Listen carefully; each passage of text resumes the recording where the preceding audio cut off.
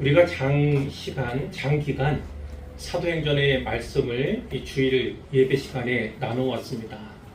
그리고 마침내 맨 마지막 부분까지 강도를 했습니다. 사도 바울이 로마에 드디어 도착을 했는데 광풍으로 인한 파선의 위협이 있었지요. 아주 험난한 여정이었습니다.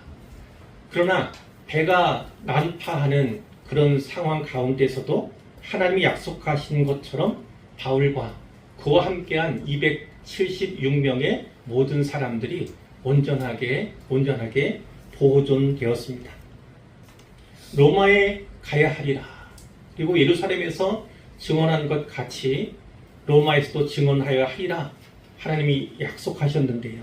그 약속을 이루셨고 이제 또 이루어 가시게 될 것입니다.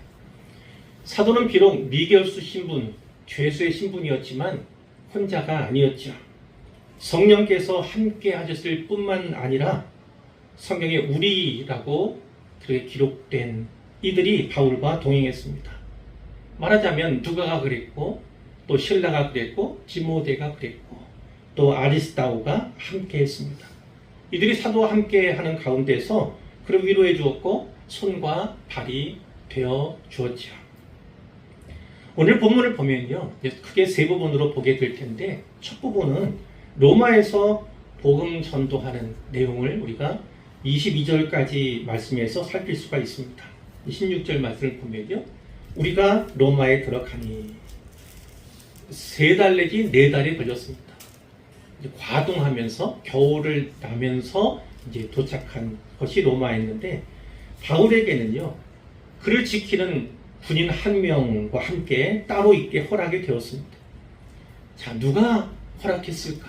성경은 말씀하고 있지 않지만 아마도 이제까지 함께 왔던 율리오 백부장이 허락한 것이 아닐까 이렇게 짐작을 합니다. 그는 가이사랴에서 로마까지요, 바울 비롯한 죄수들을 호송하는 임무를 맡았던 로마의 장교지요. 그러나 하나님께서 붙여주신 자임이 분명하다. 또 우리는 이렇게 살필 수가 있었어요. 이 성경에 기록된 것만으로도 바울에게 몇 차례 선대를 베풀었지 않습니까? 그리고 죽음의 위기에서 바울을 보호했던 사람이 바로 이 율리오였습니다. 그랬던 백부장이 로마에 도착해서도 사도를 또 돕고 있다, 선대하고 있다, 이렇게 이해할 수 있다는 거죠. 그렇다면 바울이 그를 지키는 병사 1명과 함께 따로 지내게 된 곳이 어디일까? 30절에 보니까 거기에 셋집 이렇게 나옵니다. 그 앞에 자기 셋집 이렇게도 나오고요. 자, 이 셋집은요, 자기 돈을 부담해서 사용료를 지불하고 사는 거죠. 월세, 전세 이런 개념을 우리가 유추할 수 있는데요. 근데 이 사용료가 만만치 않았다 합니다. 바울은 이 사용료를 어떻게 감당했을까? 우리가 계속 보았던 것처럼 곳곳에 세운 교회들, 특히 바울이 힘써 세운 교회들이 헌금했죠. 계속해서 도왔습니다. 그 가운데는 특히 빌립보 교회의 헌신을 잊을 수가 없죠. 뿐만 아니라 로마의 성도들의 후원도 있었을 것입니다. 그 로마의 성도들, 그러면 여기는 아직 나와 있지 않지만 그 중에는 우리가 잘 아는 브리스가와 또 아굴라라고 하는 부부가 분명히 있었을 거예요. 주 49년이었습니다. 이 당시로부터 11년 전이에요. 그 11년 전에 글라우디오라고 하는 황제가, 로마 황제가 칙령을 내렸어요. 유대인들을 다 로마에서 추방하라, 이러한 칙령을 반포를 했습니다. 그 이유인즉 유대인과 기독교인들 사이에 사실 갈등이 있었거든요.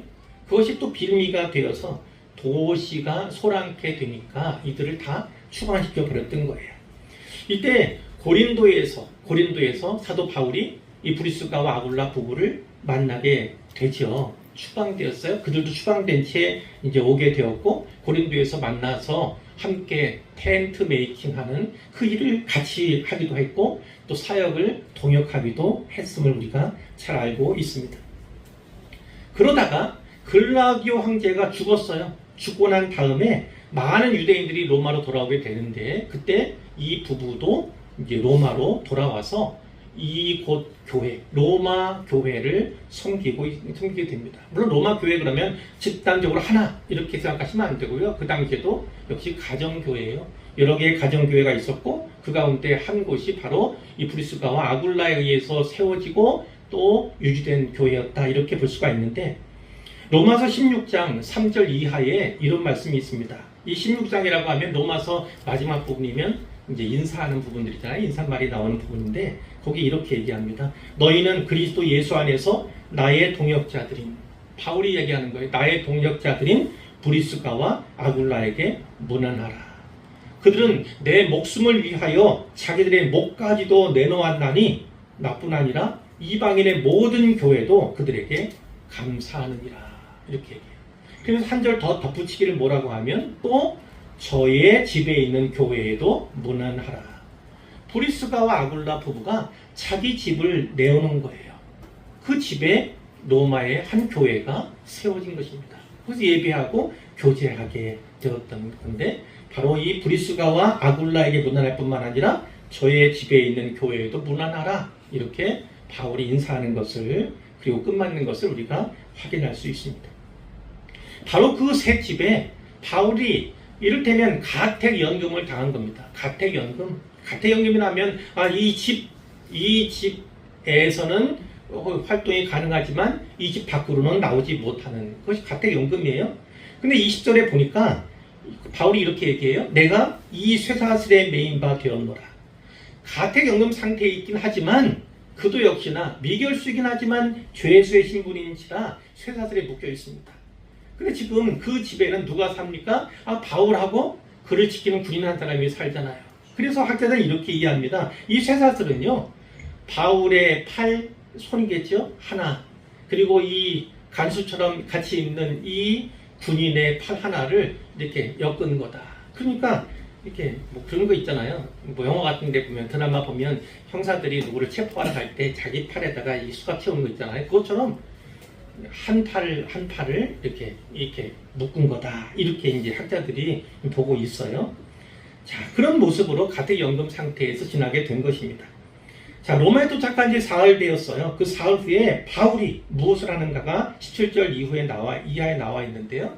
유대인 중에 높은 사람들을 청했다. 유대인들 중에 높은 사람을 청했다. 아마도 회당장들일 가능성이 있습니다. 당시 로마 인구가 몇 명 정도 되었냐면 약 100만 명 정도 되었다고 합니다. 그러니까 당시로 보면 아주 거대 도시이죠. 그 100만 명 가운데 유대인은 약 2만에서 5만 명 정도였다. 이렇게 알려지고 있고요. 그 로마에는 10개 이상의 회당이 있었다. 이렇게도 또 기록이 된 바가 있습니다. 그것을 참조할 수 있는데, 자, 이 회당장이라고 할지 유대인들의 높은 사람들, 이들이 모였어요. 그래서 바울이 어떤 얘기를 합니까? 여러분 형제들아. 그 유대인들을 향해서 바울이 형제들아 이렇게 얘기죠. 그러면서 자기가 여기에 가택연금 상태에 이르게 된, 그리고 로마에 오게 된 이유에 대해서 이야기를 합니다. 내가 이스라엘 백성이나 우리 조상의 관습을 배척한 일이 없는데, 처음에 유대인들이 바울을 모함할 때 어떻게 했습니까? 이스라엘 백성, 동족을 모함했다, 비방했다 이렇게 얘기했고, 또 우리 조상의 관습을 배척했다 이렇게도 얘기한 바가 있어요.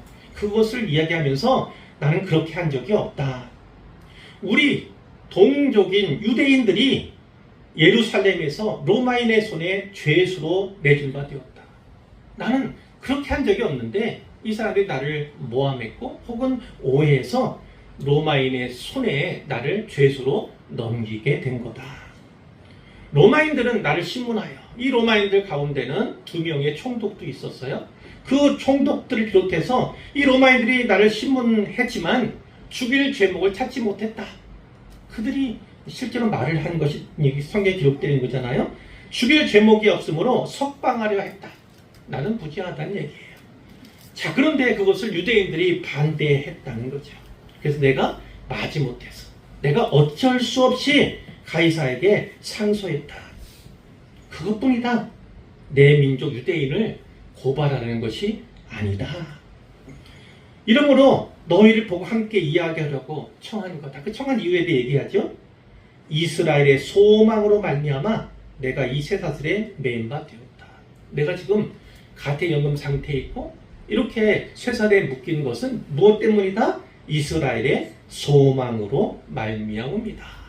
이스라엘의 소망. 이스라엘의 소망이 무엇이겠습니까? 당신들도 유대인이고 나도 유대인. 유대인은 다 알고 있는 것처럼 소망으로 삼고 있는 것처럼 바로 뭡니까? 바로 메시아죠. 이스라엘 소망 그러면 여러 가지 얘기할 수 있지만 하나님 나라가 구현될 것도 얘기할 수 있지만 이제 딱 정확하게 얘기한다 그러면 메시아를 떠날 수 없습니다. 메시아 그분이 오실 것이다. 이것이 구약에 계속해서 예언되어 있고 약속되어 있었잖아요. 근데 그 메시아가 결국 예수님 통해서 이루어진 거잖아요. 그 예언이 이루어진 거잖아요. 그것을 이야기하고 있는 것입니다. 이스라엘의 소망으로 말미암아 내가 쇠사슬에 매인 바 되었다. 이렇게 얘기를 하죠. 여기서 잘 볼 거는 그겁니다. 나는 무죄하다. 그리고 내가 배척한 적이 없다. 특히 동족을 사랑하고 또 그들의 관습을 어긴 것이 없고 구약의 예언된 말씀을 나는 오히려 지키고 그것이 이루어질 것을 확인하는 그런 모습이 내 모습이었다. 이렇게 얘기하는 거죠. 자, 이렇게 이야기하면서 그 바울이 이 유대인 앞에서 얻고자 하는 건 무엇입니까? 유대인들의 마음을 어떻게든 열어보고자 하는 것입니다. 그들에게 이 복음을 전했을 때 그들이 마음을 열어서 받아들였으면 이 가운데 한 명, 두 명이라도 이 복음에 반응했으면 그런 마음의 소원이 있었던 것 같아요. 그동안 통족인 유대인들에게 얼마나 모진 수모를 당했습니까? 박해, 모욕을 당했습니까? 이제까지 2년간 가이사랴 감옥에 있었잖아요. 그리고 앞으로 2년간 또 영어의 몸이 되었을 텐데 이와 같이 맞는 게 누굽니까? 바로 유대인들이에요. 그런데 그 유대인을 향해서 바울은 어때요? 여전히 사랑의 마음을 그들도 역시나 구원받아야 할 자들임을 생각해서 그들의 마음을 열고자 애쓰고 있고 힘쓰고 있다 볼 수가 있는 것이죠. 뿐만 아니라 바울이 늘 말했잖아요. 먼저는 유대인에게요. 이것이 바울의 선교 전략이고 원칙 중에 하나입니다. 먼저 유대인. 그들이 듣지 않으면 이방인에게. 이것이 사실은 바울의 선교 원칙인데 이것을 일관되게 고수하는 것이 이 사도행전 끝까지 유지가 되는 거예요. 자, 21절 말씀이 있습니다. 자, 그들이 유대인의 이 높은 사람들이 회당장들이 얘기합니다. 우리가 유대에서 네게 대한 편지를 받은 일이 없고 분명히 유대에서 뭔가 써서 공식적으로 이 로마에 보냈을 로마 유대인들에 보냈을 회당에 회람시켰을 가능성이 우리가 분명히 있죠. 근데 있다 한들 아직 도착을 안 한 거예요. 바울도 그 일행도 과동하면서 서너 달이 걸렸으니 그 뒤에 그 공식적인 어떤 문서를 가지고 온다 할지라도 그 사람들을 겨울을 나야 하니까 출발이 바울이 훨씬 빨랐잖아요. 그러니 아직 있다 해도 도착할 시간이 안 된 거예요. 또 형제 중 누가 와서 내게 대해서 좋지 못한 것을 전하든지 이야기한 일도 없다. 자, 이 사정을 얘기하고 우리가 너의 사상이 어떠한가 듣고자 한다. 그러면 또 이 사람들은 직접 들어보고자 했던 거예요. 직접 들어보고자 했어요. 자, 그러나 이 사람들도 어떠한 지식은 있냐면, 어떠한 선지식이 있냐면, 이 파에 대해서는, 이 파 얘기잖아요. 이 파, 기독교를 말하는 겁니다. 근데 이 사람들도 마찬가지고, 또 유대인들도 마찬가지였는데, 되게 뭐라 그러냐, 기독교는 유대교의 한 분파다. 뭐 그들의 입장에서는 이단, 이렇게 얘기한 거죠. 분파로 여겼어요. 바로 그 이파를 말하는 거예요. 기독교를 얘기하는 거예요. 이 파에 대하여는 어디서든지 반대를 받는 줄 알기 때문이다. 이 사람들도 이미 들어서 알고 있는 거예요. 기독교가 어떠한지, 그리고 이 믿는 사람들이 어떠했는지, 그 교회, 또 수괴라고 여겼던, 바울도 그렇게 고백을 하지만 유대인들도 사실은 바울에게 그렇게 생각을 했던 거예요. 자, 그 선지식은 있던 그런 거예요. 그렇지만 이 사람들은 일단 경청한 뒤에 판단하려고 해요. 그 자세는 좋다고 볼 수가 있어요. 이 사람들도 아까 나왔지만 글라우디오 황제 때 추방당했던 경험이 있습니다. 아픔이 있죠. 그러니까 이 바울로 인해서 다시 불이익을 당하지는 않을까, 그 염려가 있었던 것도 우리는 고려해야 합니다. 그럼에도 불구하고 이들은 일단 경청해 볼 것을 선택을 하죠. 이 자세는 좋다 이렇게 볼 수가 있죠. 두 번째 부분은요, 23절부터 29절까지의 이 유대인들에게 복음을 전했을 때 반응이 어떠했는가를 기록하고 있습니다. 23절. 그들이 날짜를 정하고, 그 얘기는 무슨 얘기냐면 지금은 짧게 얘기할 수밖에 없지만 다시 시간을 정해서 우리 들어보도록 하지요. 그리고 그때는 우리만 아니라 더 많은 사람들을 데리고 오겠습니다. 이렇게 얘기를 한 겁니다. 자, 날짜를 정하고 그가 유숙하는 집에, 그 세 집에 많이 왔어요. 어느 한 날은 많은 유대인들이 왔다는 거예요. 근데 바울이 어떻게 했습니까? 아침부터 저녁까지 하루 온종일 강론을 했습니다. 강론을. 또 뭐 했습니까? 하나님 나라를 증언했습니다. 모세의 율법과 선지자의 말, 이게 뭐예요? 구약의 구약. 구약의 말씀을 가지고 예수에 대하여 권하였다. 강론했죠? 증언했죠? 그리고 복음을 받아들이도록 권했다. 하루 온종일 그렇게 했던 거예요. 특히 우리 주목할 것은 구약의 말씀을 가지고 예수에 관해서 전했다는 거죠. 그럼 결국 어떤 거예요? 모세율법과 선지자, 온 구약이 다 예수님, 메시아에 대한 이야기잖아요. 그리고 바로 그 메시아가 예수 그리스도다. 이렇게 질문했다는 것입니다. 자, 그런데 그 말을 들은 사람들 반응이 어떻습니까? 두 부류로 나와 있어요. 믿는 사람도 있고 믿지 아니하는 사람도 있다. 복음에 대한 반응은 항상 그렇습니다. 물론 어느 지역에 가면요, 특히 선교지, 열악한 선교지, 다친 지역 이런 데 가면요, 믿는 사람들이 현저히 적어요. 아주 적지요. 그때는 진짜 한 명이라도 이렇게 기대하게 되지만 어쨌든 일반적으로 볼 때 복음에 대한 반응은 크게 둘입니다. 받아들여서 믿는 사람이 있고 그것을 거절하고 믿지 아니하는 사람들이 있다는 거죠.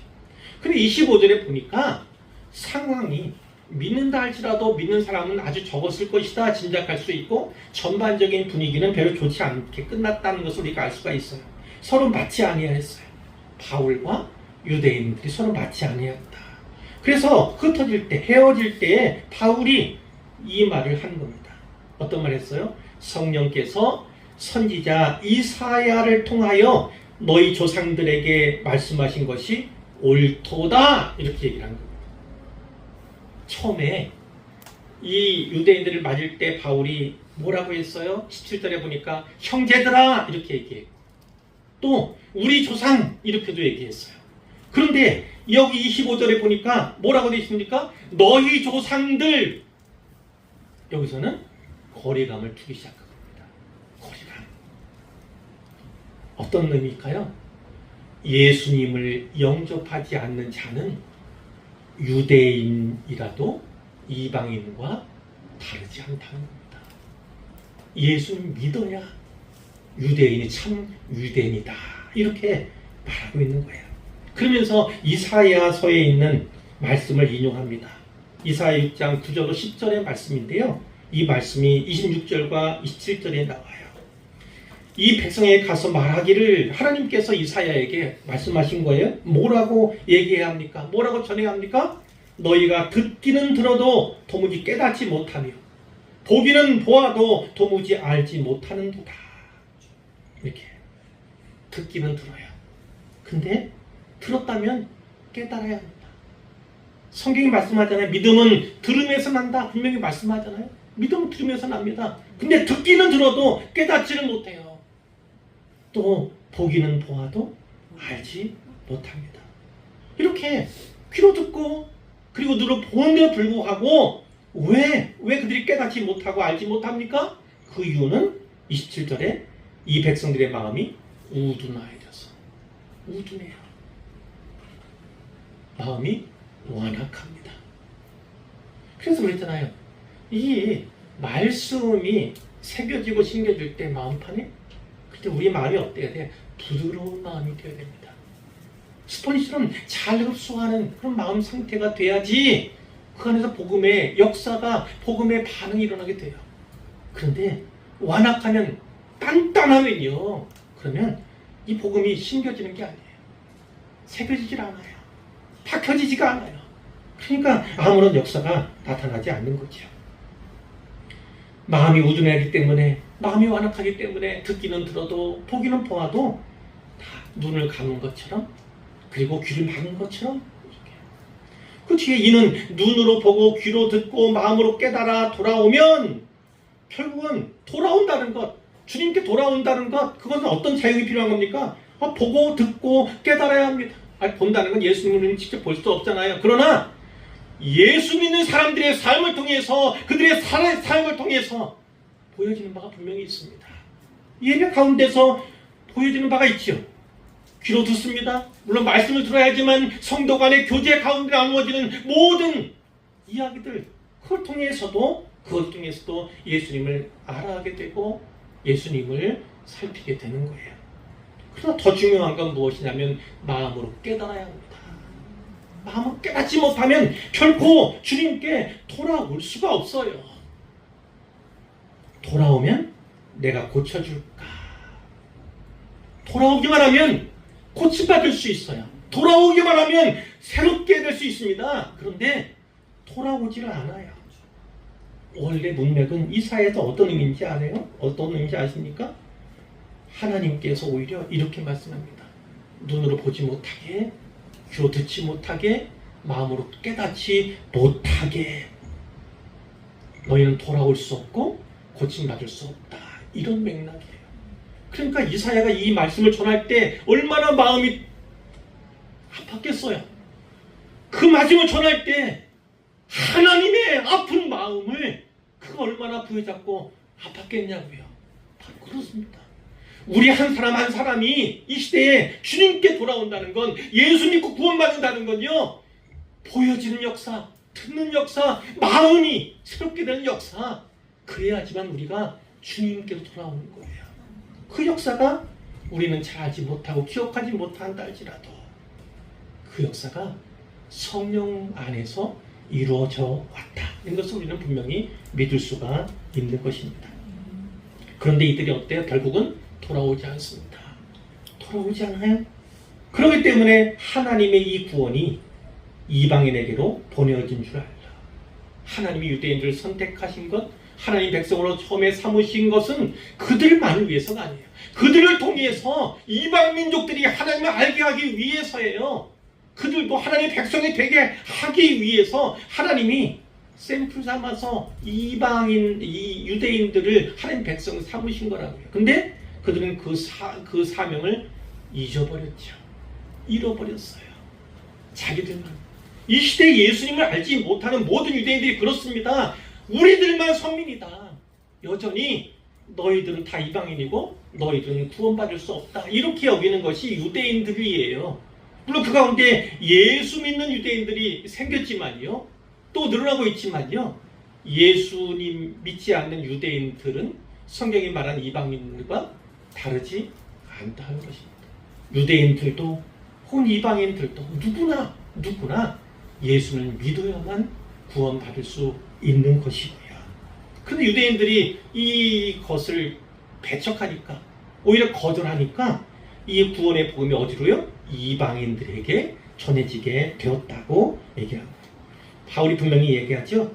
그들은 그것을 들으리라. 그들은 누굽니까? 이방인들은. 그것이 뭡니까? 예수 그리스도의 십자가와 부활의 복음 아닙니까? 이방인들은 들을 거다. 그럼 너희에게 주어진 그 은혜의 복음이 누구에게요? 너희가 아니라, 믿지 않는 너희가 아니라, 거절한 너희가 아니라 이제는 이방인들에게로 향한다.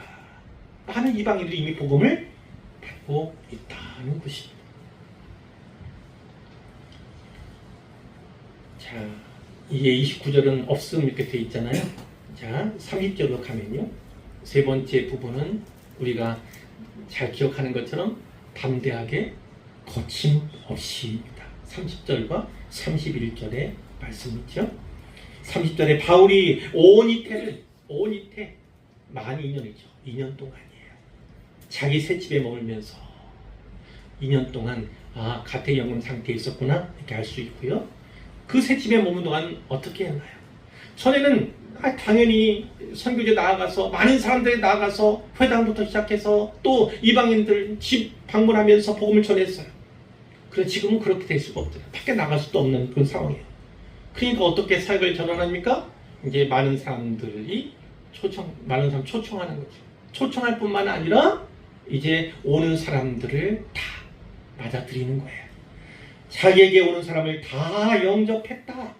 여기 다는 뭡니까? 다는 어떤 의미가 큽니까? 다양한 여러 가지 의미가 있죠. 유대인이나 이방인이나 그것도 있고요. 남자나 여자나 자유인이나 아니면 종이나 나아가서 노예나. 빌레몬서 아시죠? 빌레몬서는 바울이 빌레몬에게 보낸 편지예요. 그 편지의 내용은 빌레몬에게 주어진 거지만 누구 얘기를 많이 합니까? 오네시모 얘기를 합니다. 오네시모가 누구예요? 이 빌레몬의 도망친 노예예요. 근데 이 빌레몬서를 보면 그건 한 장으로만 이루어진 성경이잖아요. 잘 보면 참 감동받을 수가 있어요. 오네시모가 바로 이 새 집에 머물고 있던 바울을 찾아왔던 거예요. 어떻게 찾아왔는지. 골로새 쪽 지방에 살았거든요. 그쪽에 살았는데 로마까지 도망친 겁니다. 도망친 죄수예요. 도망치면 주인의 의지의 뜻에 따라서 죽임까지 당할 수 있어요. 그런데 그 노예가 이 새 집에 어떻게 찾아왔는지 바울을 찾아온 거예요. 바울을 계속 만나게 된 것입니다. 복음을 전해 듣게 된 거예요. 그러면서 바울을 돕기 시작했습니다. 도움을 받으니까 함께하니까 얼마나 기뻤겠어요. 그런데 바울이 어떻게 합니까?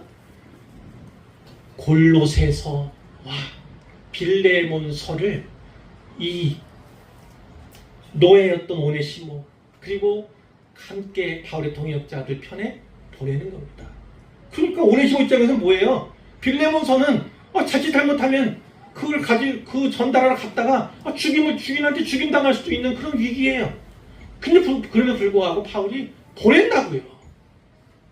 결산할 것이 있죠. 결산할 것이 있어요. 근데 바울은 확신했습니다. 이 빌레몬이 바로 이 골로새 교회의 아주 중요이었거든요. 믿음이 있다고 본 거예요. 판단한 거예요. 그러니까 오네시모를 보낸 거예요. 역시 담대함 필요한 게 알았겠습니까? 오네시모에게도 담력이 필요했겠고 보내는 바울도 하나님 나라 일꾼으로 귀하게 쓰임받을 만한 일꾼인데 제목인데 사기로 보내는 것 아닙니까? 그런데 결국은 빌레몬서에 나오지 않지만 아마도 당연히 용서하고 용납했을 것. 그리고 장차 이 오네시모가 노예로서가 아니라 이제 자유인으로서 또 그 하나님 나라 복음을 위해서 일하는 것까지 우리는 또 바라보게 된다고요. 바로 이 오네시모 같은 노예도 찾아와서 복음을 듣고 가치를 받았을 만큼 이 새 집은 열려 있었다는 거예요. 또 하나 영접이라고 하는 단어가 있죠. 영접이라고 하면 우리가 하면 영접 받았어 그러면 대접 잘 받았다 이런 의미지만 영어로 보면 웰컴이에요. 웰컴. 환영받았다는 거예요. 누구든지 다 환영했다는 거예요. 누구든지 다예요. 다. 자 31절에 또 뭐 했습니까? 영접한 그들에게 하나님 나라를 전파했다. 그리고 주 예수 그리스도에 관한 모든 것을 예언되어 있는 부분들 구약에 뿐만 아니라 예수님이 이 땅에 태어나신 부분 그리고 십자가에서 죽으신 부분 부활하신 것 그리고 내게 사명 주신 것 그 모든 것들 다 이야기했죠. 이 모든 것들을 어떻게 했습니까? 담대하게 거침없이 가르쳤다. 담대하게 이거는 이해가 가능한데 거침없이 이건 어떤 의미일까요? 거침없이 장애가 있지만 장애를 장애로 여기지 않는 것입니다. 장애가 없는 게 아니에요. 거침이라고 하는 장애가 있는 겁니다. 그러나 장애를 초월하는, 뛰어넘는 거예요. 1차적인 장애가 무엇입니까? 그 바울을 지키고 있는 군인 한 명이잖아요. 로마 사람이잖아요. 이 사람이 가까이 있을 수 있고 아니면 진짜 팔을 차고 있을 수도 서로 매어 있을 수 있는데 같이 있으니 얼마나 부담스럽겠어요. 그런데 그것 부담으로 여기지 않는 거예요. 군인 있지만 눈치 보지 않는 겁니다. 이것이 거침없이에요. 거침없이. 방해가 없어서가 아니라 방해를 방해로 여기지 않고 극복했다. 이 의미를 담고 있는 거예요. 바울이 고린도서에서 이렇게 얘기하지 않습니까? 4장 7절 이하의 말씀에 우리가 잘 아는 말씀이에요. 거기에 질그릇에 담긴 보배, 바꿔서 말하면 보배를 담은 질그릇, 그것이 바로 우리 그리스도인 신자의 신분이자 정체성이다. 이렇게 분명히 말씀하고 있잖아요. 우리가 이 보배를 예수, 복음, 그 보배를 질그릇에 가졌다. 그런데 그 보배를 가진, 복음을 가진 우리라 할지라도 우리는 질그릇과 같다는 거예요. 질그릇과 같다. 우리는 사실 값어치 없어요. 언제든 연약하여 깨어지기 쉬워요. 그것이 바로 우리와 같은 그 질그릇과 같은 의미에서는요, 예수 믿는 사람과 믿지 않는 사람이 다름이 없어요. 사실은요. 그 모든 사람은 다 흙으로 지어졌잖아요. 육체는 흙으로 돌아가게 되잖아요. 그런 면에서는요, 실제 질그릇이라고 하는 것은 예수 믿거나 안 믿거나 차이가 없습니다. 그러나 이 질그릇 안에 그리스도인들은 뭐라고요? 보배를 그리스도를 가졌다. 예수의 복음을 가졌다. 그 차이가 있어요. 그럼 어떻게 합니까? 결국은 질그릇은 깨어질 수밖에 없어요. 예수 믿든 믿지 않든 똑같아요. 그러나 그 보배로 말미암아서 힘이 큰 능력이 하나님께로부터 우리에게 주어졌다. 바울이 이렇게 얘기합니다. 자, 질그릇 같은 우리는 어떻습니까? 사방으로 우겨쌈을 당할 때가 많습니다. 답답한 일을 당할 때가 있어요. 박해를 받습니다. 거꾸로 들림을 받을 때도 있어요. 그러나 잘 아는 바와 같이 그 뒤에 반대 역접의 내용들이 많이 나와 있잖아요. 우겨쌈을 사방으로 우겨쌈 당하여도 쌓이지 않는다. 답답한 일을 당하여도 낙심하지 않는 존재가 바로 성도다. 박해를 받아도 결국 버림받지 않는다. 사람에게는 비록 버림받은 것 같이 느껴지지만, 예수님이 그런 것처럼 보였지만 하나님은 오히려 더를 더 사랑하셨던 것처럼, 지극히 높이셨던 것처럼 그리스도는 역시 하나님께서는 버리지 않으신다. 오히려 사랑하시고 지극히 높이신다는 거예요. 거꾸로 들림을 당하지만 망하지 않습니다. 세상 사람들과는, 예수 믿지 않는 사람들과는 다른 길이 예비되어 있어요. 그러면서 얘기하는 것이 겁니다. 우리가 항상 예수의 죽음을 몸에 짊어지면 예수의 생명이 또한 우리 몸에 나타나게 하려 합니다. 예수의 죽음을 몸에 짊어져야 합니다. 그럼 뭡니까? 복음을 위한 헌신, 복음을 위한 수고를 말하는 것입니다. 육체적으로는 너무 힘겨워요. 고뇌요.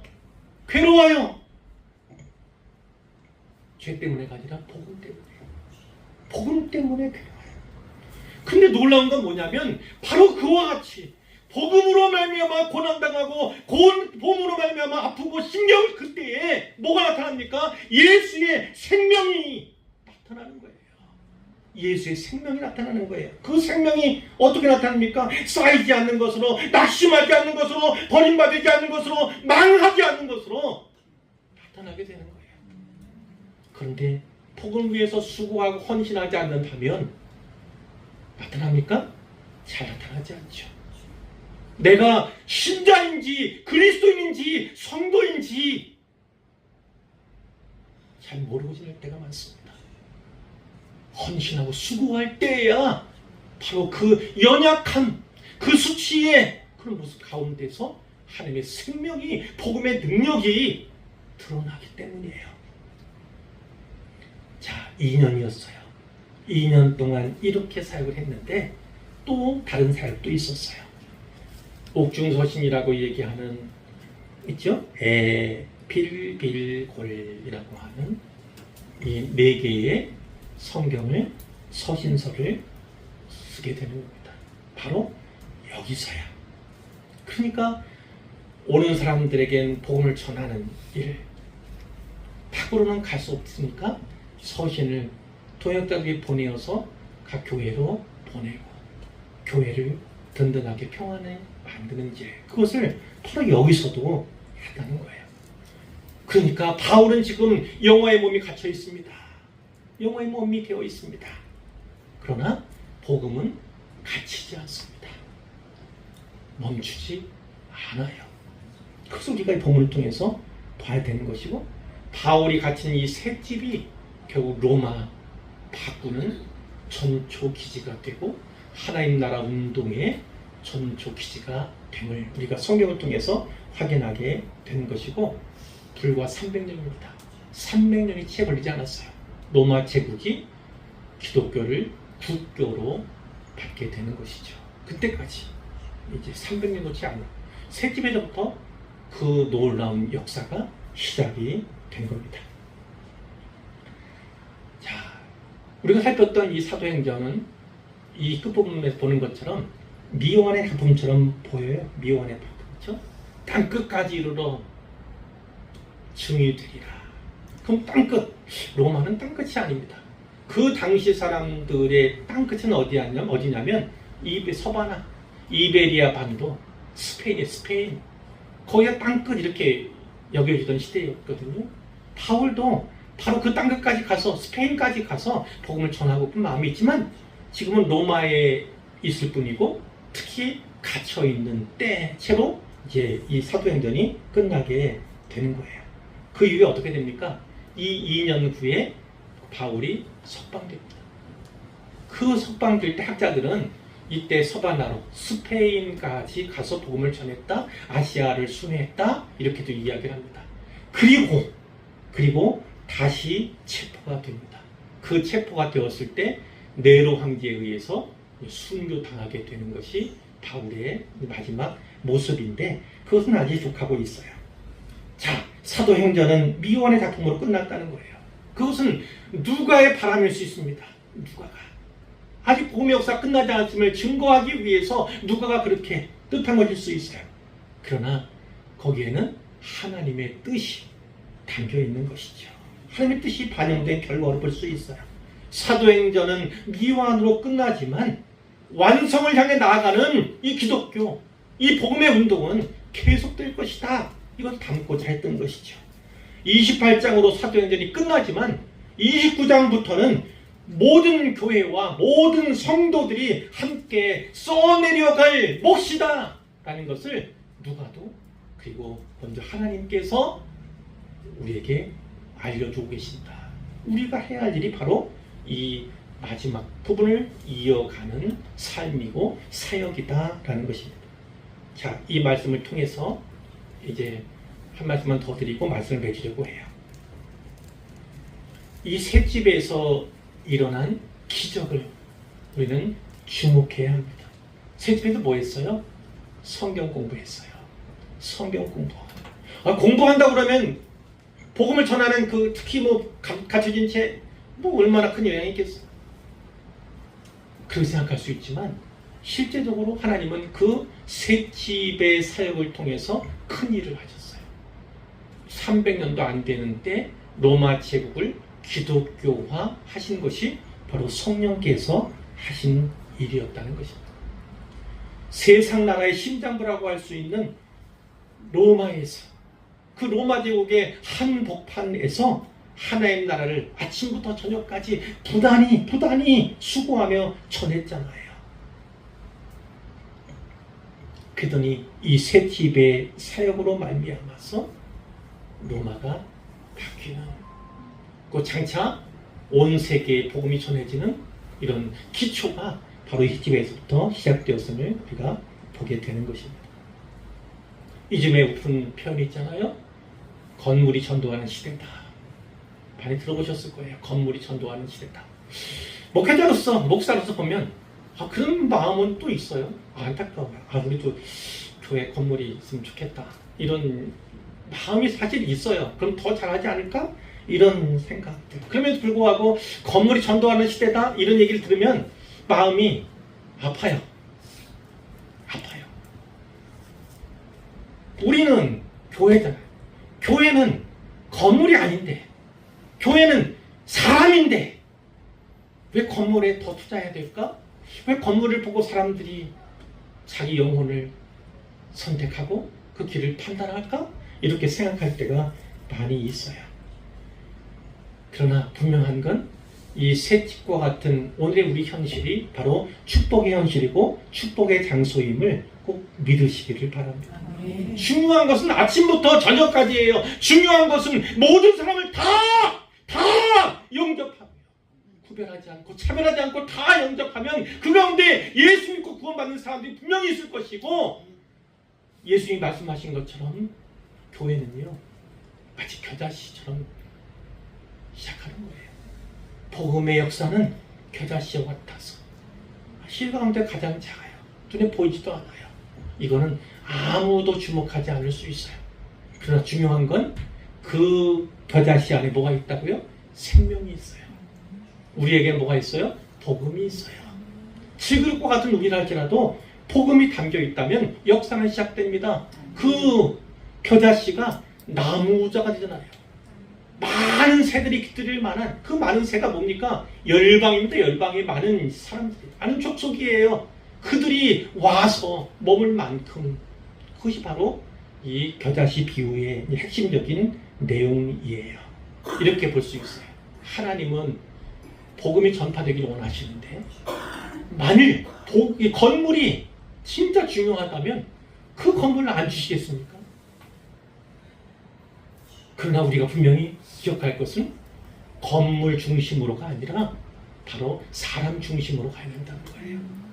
신자가 사람이고 교회가 사람이기 때문에 그런 것입니다. 사랑하는 성도 여러분, 오늘 설교 제목처럼요, 담대하게 거침없이 살아가고 담대하게 거침없이 사역할 수 있기를 원합니다. 주눅들 필요 없어요. 상가에 있는 교회라, 작은 교회라, 적은 무리가 묻는 교회라, 재정도 열악한 교회라 주눅들 필요가 없어요. 셋집의 역사는 셋집을 통해서 하나님께서 우리에게 보고자 하시는 것은 바로 그것입니다. 셋집에서 무엇을 하느냐, 셋집에서 어떻게 하느냐, 무엇을 바라보느냐, 무엇을 꿈꾸느냐, 누구의 영광을 구하느냐, 그것이 셋집이라고 하는 이 공간에서 바울의 사역을 통해 하나님이 우리에게 보여주고자 하시는 하나님의 뜻이 있음을 반드시 기억하시기를 바랍니다. 주눅 들지 말고 낙심하지 말고, 중요한 것은 셋집에서 시작하는 겁니다. 겨자씨를 심는 것입니다. 시작하고 또 시작하고 다시 시작하게 될 때 하나님의 나라는 우리가 알지 못하는 사이에 자라날 것입니다. 성장할 것입니다. 부흥하게 될 것입니다. 이것을 꼭 붙잡고 믿으시기를 부탁을 드립니다.